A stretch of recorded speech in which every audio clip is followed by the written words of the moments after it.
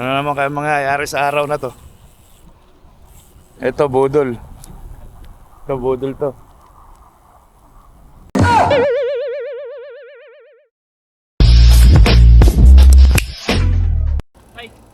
Iyan, idol. Oo, tayo sinuot na yung pang UCI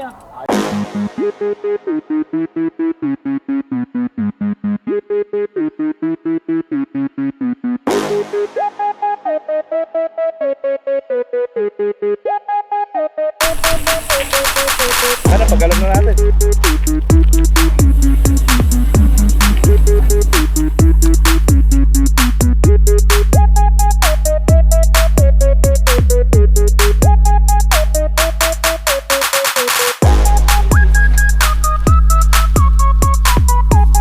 Hindi problema ko.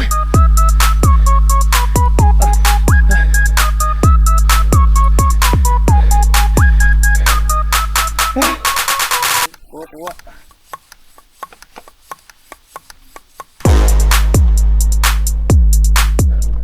Yan, ulit ka pa.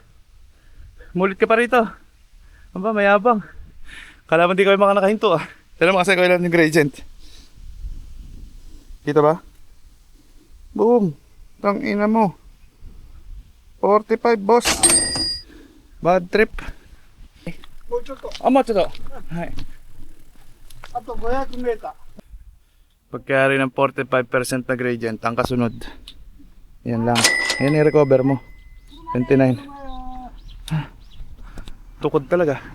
O baka nagtataka kayo bakit grabe yung mga ahon dito. Ito nga lang ang tinaguri ang Japan's steepest road dito sa Mount Ikoma.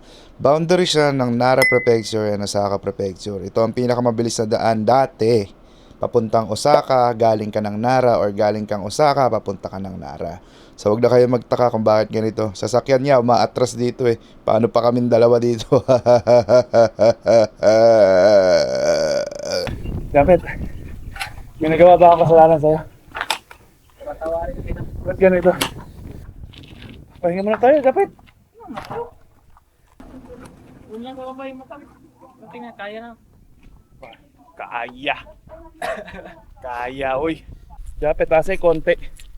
Ang sinasabi ko. Pet, natanongin ako sa'yo. Bakit yung itlog? Di naman naaarawan maitim. Alas man ang bunga nga mo, ha? Itim ba? Maitim nga, hindi man naaarawan. Puno ng libag.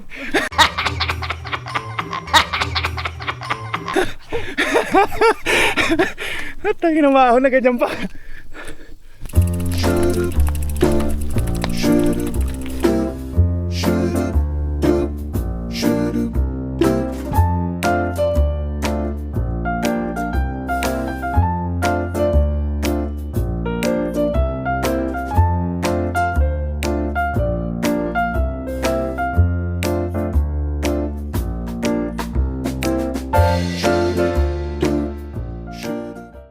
Dito nga ay pauwi na kami. Tignan nyo ngayon kung paano yung mga dinaanan namin pauwi. Mas maganda rito, Uy, ang haba and ng hindi siya lusong. ganun katarik compared dun sa inahon namin kanina. Ito na yung pababa ng Nara Prefecture. So tara, samahan nyo kami.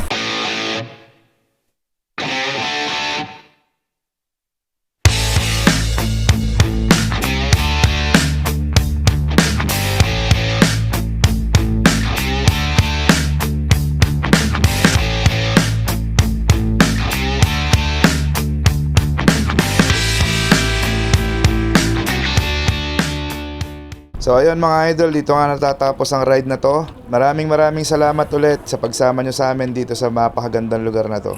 Sobrang sulit, tsaka sobrang ganda. Napakataas ng ahon, muntik ko nang ikamatay. Mamatay ako doon. Pero anong pakiramdam? Muntik nang umasenso, pero na rest in peace tayo. Aray ko! Alam mo ah.